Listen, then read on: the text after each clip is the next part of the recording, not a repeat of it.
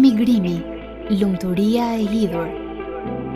Unë jam pastor Sotiri, një emigrant si ju, dhe dua t'ju inkurajoj dhe bekoj nëpërmjet këtij emisioni çdo emigrant shqiptar që jeton në diasporë. Historia e njerëzimit është një histori e emigrimi. Por a ka një udhëzues për jetën e emigrim? Pse kemi mall për njerëzit dhe të afërmit tanë? Këto pyetje do të marrin përgjigje në një seri mesazhesh nga pastor Sotir Anagnosti. Të dielën në Radio 7 në orën 13 dhe 21.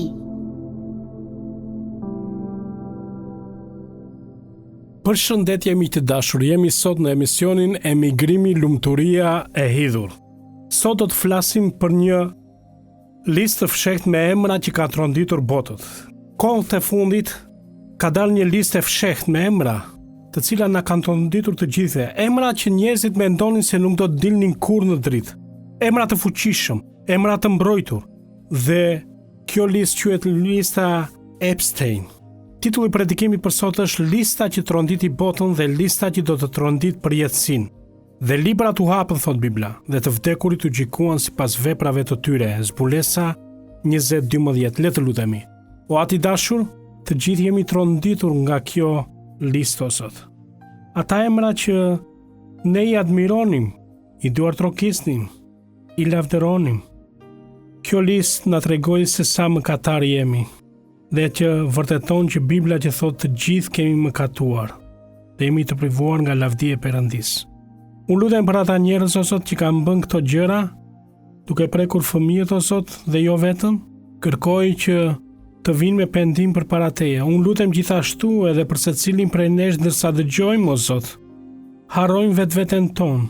Ne mund të tregojmë gishtin tek të tjerët, siç farisejt treguan për gruan mëkatare për Jezusin dhe Jezusi tha, kush është pa mëkat le të hedh gurin i pari. Le të shikojmë se cili a është emri ynë në listën e librit të jetës. Prandaj, dua që ky mesazh të flasë në zemrat e tyre o Zot. Në emrin e Zotit ton Jezu Krisht lutemi dhe falenderojmë dhe për Radio 7-ën. Ti bekoj o Zot, sepse është një zë në shkretëtir. Në emrin e Jezusit lutemi. Amin. Pra emra të mëdhenj, pushtet, para, heshtje, e vërteta mund të blihet në këtë botë. Dhe ky predikim nuk është për të kënaqur kurreshtjen, po për të na kujtuar një të vërtet biblike. Tek Luka kapitulli 12 vargu 10 thot sepse s'ka asgjë të fshehtë që nuk do zbulohet. Dhe Bibla nuk habitet nga kjo. Drejtësia, sekretet, gjykimi final, Perëndia e ka thënë prej kohësh. Në ato dosje që sot është lista Epstein, nuk janë emra të panjohur, janë njerëz me pushtet, ndikim, reputacion. Për vite me radhë, sistemi i mbrojti, e vërteta ushti, viktimat, fëmijët u haruan, por ja ku jemi sot. Dosjet u hapën, emrat dolën. Historia na tregon se sa lehtë ndërtojmë perandorim me heshtje, me para dhe me frikë. Por Zoti nuk verbohet nga fama as nga pushteti. Drejtësia e Tij është drejtësi absolute. Ti mund të jesh i famshëm, mund të jesh i respektuar akoma dhe në kish, por para Perëndis jemi thjesht njerëz që japim llogari. Te Bibla na kujton këtë të vërtetë që nuk ndryshon kurrë.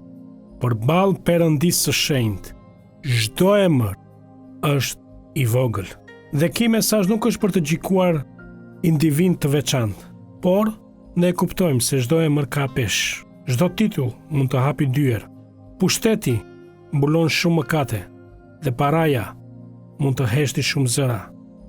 Por, përsëri fjala e Zotit thot që Perëndia nuk bën dallime te veprat e apostujve.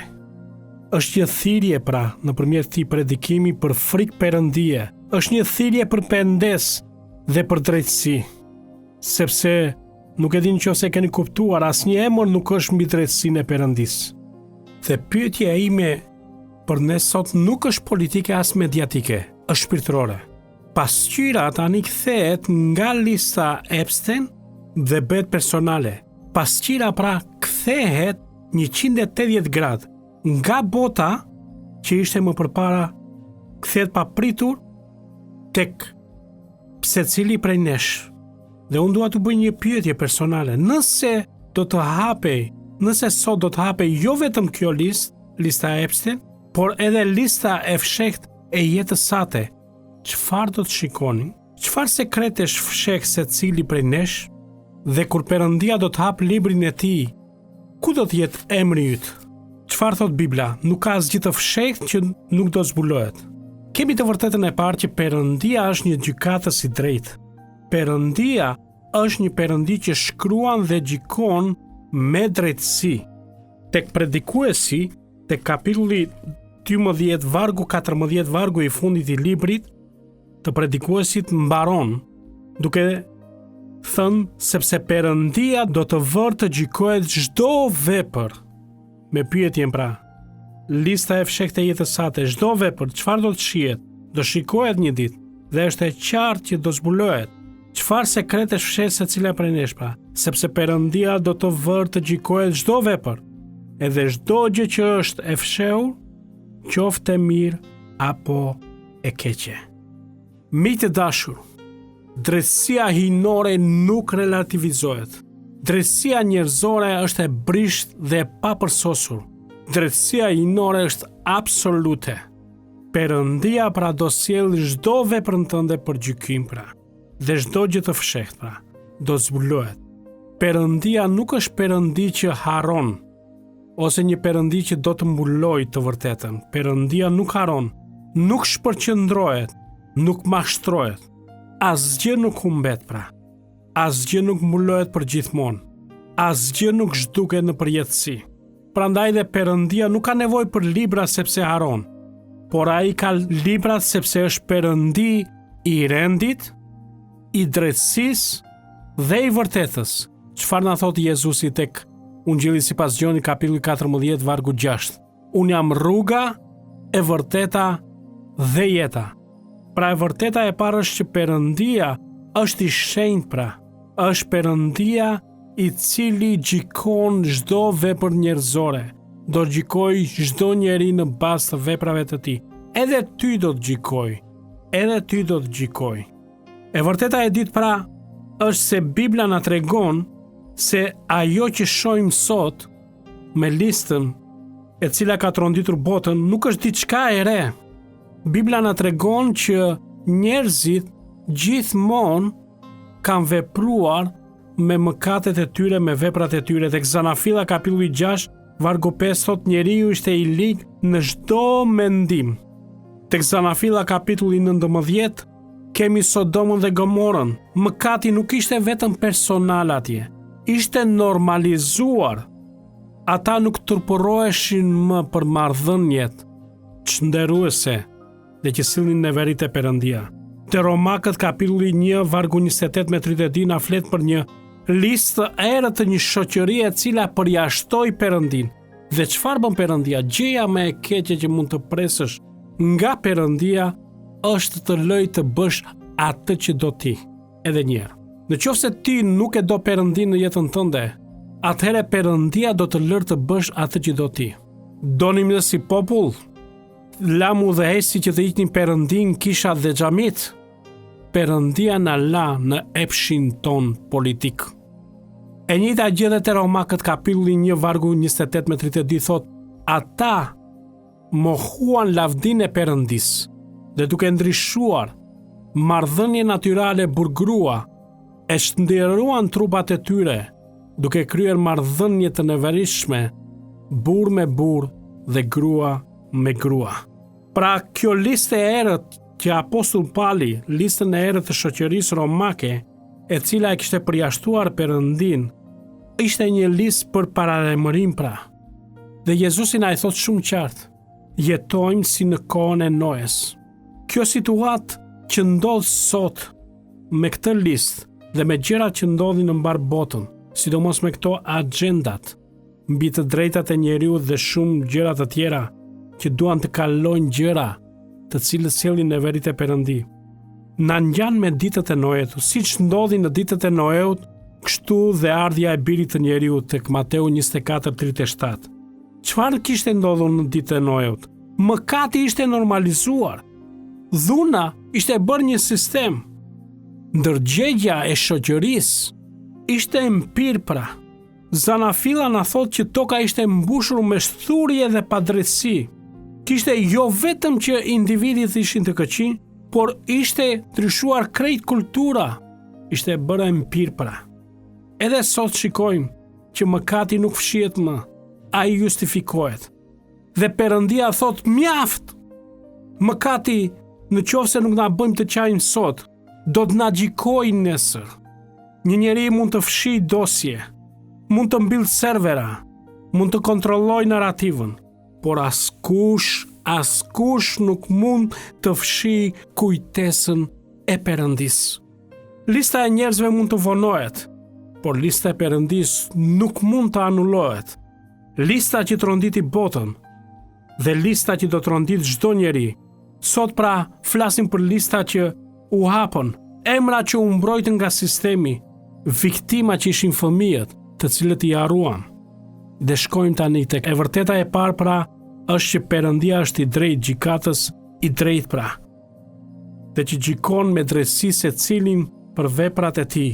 E vërteta e dytë është që lista që njerëzit e fshejnë, lista e mëkatit, njerëzit fshejnë mëkatet e tyre. Dhe vërteta e tretë është libri i jetës. Bibla na flet për një listë tjetër shumë personale. Dhe tek Zbulesa kapitulli 20 vargu 12 thot: "Dhe librat u hapën dhe të vdekurit u gjykuan sipas veprave të tyre." Zbulesa 20:12.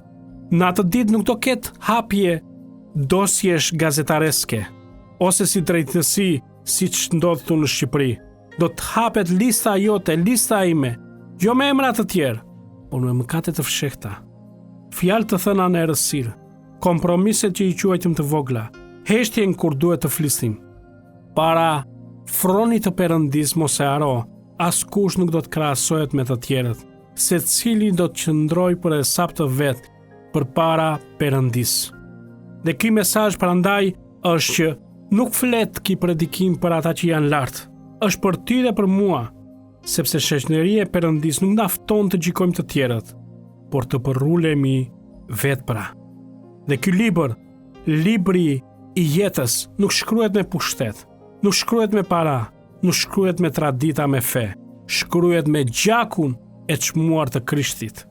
Pam pra problemin që është mëkati. Cila është zgjidhja? Si shkruhet pra emri yt në librin e dur? Si shkruhet emri yt në librin e jetës? Perëndia na thot tek Gjoni 3:16, Perëndia ka shumë e deshi botën sa që dha birin e tij, që të mos u mbas kushdo që beson në të, por të ketë jetë të përjetshme. Dhe te Romakët 10:9 thot: "Nëse beson dhe shpall me gojë se Jezu Krishti është Zot, atëherë shpëtimi do të vijë tek ti." Lista e mëkateve mund të jetë gjatë e errët dhe e frikshme, por Krishti vdiq dhe u ringjall që çdo emër që beson në të shkruhet në librin e jetës. Me kë ngjan kjo situatë sot? Me ditën e Noes, me Sodomën, me një shoqëri që ka frikë nga drita dhe po tall të vërtetën? Ti mund të thuash, unë jam në listën e kishës, unë jam në listën e një klubi, unë jam i famshëm, por kjo nuk të bën që emri tënd të shkruhet në librin e jetës. Një nxënës mund të jetë në listën e shkollës, por mund të mos hijë kurrë në klasë. Një besimtar mund të jetë në listën e kishës, por mund të mos ecë me Perëndin. Pyetja nuk është atë e njeh kisha emrin tënd, por atë njeh Krishti, a e njeh qielli jetën tënde. Prandaj unë po të pyes sot, apo shqetësohesh më shumë se çfarë do të dalë për ty në këtë botë, apo çfarë është shkruar për ty në qiell? Apo shqetësohesh më shumë për listën e njerëzve, apo për librin e jetës? Prandaj kam një thirrje. Nuk është koha për një fe të butë. Nuk është koha për një krishtërim pa kryq. Nuk është koha për hir pa pendes. Po dëgjojmë predikime dhe mesazhe, ktheu te Jezusi dhe jeta tënde do bekohesh, do bësh. Jo, hir pa pendes. Duhet pendes. Është koha për kthim. Është koha për pastrim. Është koha për rizgjim. Është koha për shenjtëri. Problemi nuk është sa i madh është mëkati yt krahasuar me të tjerët. Problemi është nëse mëkati yt është lar apo jo në gjakun e Krishtit. Para Perëndisë së shenjtë, mëkati seksual krenaria, hipokrizia, lakmia, mungesa e dashurisë janë po aq serioze. Prandaj dhe drejtësia e Perëndis është frikësuese në qoftë se është pa Krishtin. Dhe po të ndalemi te kjo pjesë, atëre ky mesazh do të ndillte frikë, por Ungjilli sjell shpresë pra. Sot është dita të mendosh për listën tënde, jo për listën e tjerëve. Është dita për pendes sot. Sot është dita për shpëtim. Çfarë do të bësh pra? A do që të shkruhet emri tënd në listën e librit të jetës? Pendohu për mëkatet e tua, sepse një ditë do të zbulohen të tëra. Në qoftë se je pa Krishtin, ti do të gjykohesh pa një avokat. Në qoftë se do të jesh me Krishtin, Krishti ka paguar me gjakun e tij për të gjitha mëkatet e tua. Në një qytet të vogël, vite më parë u shpall se do të bëjë një kontroll zyrtar. Jo për para, jo për prona, po për emra.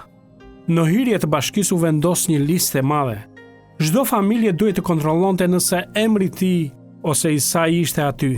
Nëse emri ishte në listë, kishte problem. Nëse nuk ishte, kishte paqe. Njerëzit u afruan me frikë. Disa lexonin me zë të ulët, disa mbulonin fytyrën. Të tjerët largoheshin shpejt pa folur. Një burr i moshuar qëndroi deri në fund. Kur erdhi radha e tij, ai lexoi listën me kujdes. Emri i tij ishte aty. Ai nuk përtiti. Nuk u zemërua, nuk u largua. Ai tha vetëm këtë: e dija. Çfarë të bëj? Zyrtari tha: nëse emri yt është në listë, duhet të paraqitesh brenda, por pastaj ndodhi diçka e papritur. Një zyrtar tjetër doli me një libër tjetër në dorë. Ai tha: "Ej, njerëz, ka dhe një listë tjetër. Nëse emri i të shkruar te kjo lista përpara bashkisë, lista e parë nuk të dënon më." Burri afrua. Libri që mbante zyrtari i dytë ishte i vjetër. Faqet ishin të përdorura dhe aty pranë emrit të tij ishte një shënim i kuq. Emri ishte shlyer nga lista e parë, sepse dikush kishte paguar për mëkatet e tij. Dhe emri i tij u shkruaj tek libri i dytë pra. A u kthye dhe tha: "Nuk më shpëtoi fakti që nuk isha fajtor. Më shpëtoi fakti që dikush tjetër kishte paguar." Kjo është shpresa e Ungjillit, miq të dashur. Po, lista jote ekziston, por ajo mund të fshihet. Te Kolosianët kapitulli 2 vargu 14 thot: "Krishti i fshiu do shkrimin që na padiste dhe që ishte kundër nesh për shkak të urdhrimeve të tij, duke e mbërthyer në kryq." Jo duke e mbuluar, por duke i larë me gjakun e çmuar të tij. Prandaj, libri i veprave të çon në gjykim, libri i jetës të çon në shpëtim. Pyetja nuk është sa i mirë dhe duke krahasuar jetën me të tjerët. Pyetja është, a është emri yt i shkruar atje? Bibla thotë që të gjithë kanë mëkatuar, por Krishti ka një libër tjetër. Kush beson në Birin ka jetë e përjetshme. Lista e mëkatit është reale, froni i gjykimit është real, por hiri është më real. Prandaj po të them, ktheu tek Perëndia me pendim. Ktheu te Jezusi, i thuaj: "Zot, unë e di që jeta ime dhe emri im është në listën e veprave dhe që do të gjykohem, por unë dua që ti të jesh në krahun tim. Prandaj unë vim pranë teje me pendes. Unë pendohem dhe lutu bashkë me mua me këto fjalë. Zot Jezus, unë pendohem për mëkatet e mia, për jetën time. Unë nuk dua që emri im të jetë në listën e mëkatit. Unë dua që emri im të jetë në librin e jetës. Prandaj më pastro zemrën dhe jetën time nga mëkatet. Më fal për çdo mëkat, o Zot, unë vim me pendim dhe unë besoj se ti vdiqe në kryq për mëkatet e mia. Pagove borxhin e mëkateve të mia me gjakun tënd të çmuar, Jezu Krisht. Dhe që ke shkruar emrin tim, të lutem shkruaj emrin tim në librin e jetës dhe më bëj fëmijën tënd. Unë t'i kërkoj të gjitha këto në emrin e Jezusit. Amen. Amen, mik i dashur. Dhe mos haro, mos u intereso kaq shumë për listën dhe për jetën e të tjerëve, se fjala e Zotit thotë që çdo gjuhë do të rrofejë që Jezusi është Zot dhe çdo gjuhë do përkulet përpara Jezusit. Ata do të japin llogari për veten e tyre, po për ti, interesohu për librin e veprave të tua. A ke avokat? Krishti të jep shanse sot. Eja te Krishti. Zoti t'ju bekoj dhe të jetë së bashku me ju kudo ku jeni miq të dashur. Mirupafshim në emisionet e ardhshme. Shpresojmë që t'jeni inkurajuar nga mesazhi i sotëm. Nëse dëshironi më shumë informacion për besimin, dëshironi një Bibël apo po kërkoni një kishë lokale në vendin ku jetoni, mos nguroni të na kontaktoni në adresën info@radiovis7.net ose na telefononi në numrin 068 60 47 511. Gjithashtu na kontaktoni në rrjetet sociale, Facebook dhe Instagram me emrin Radio 7 Albania. Deri herën e ardhshme, bashk mirëdëgjofshim.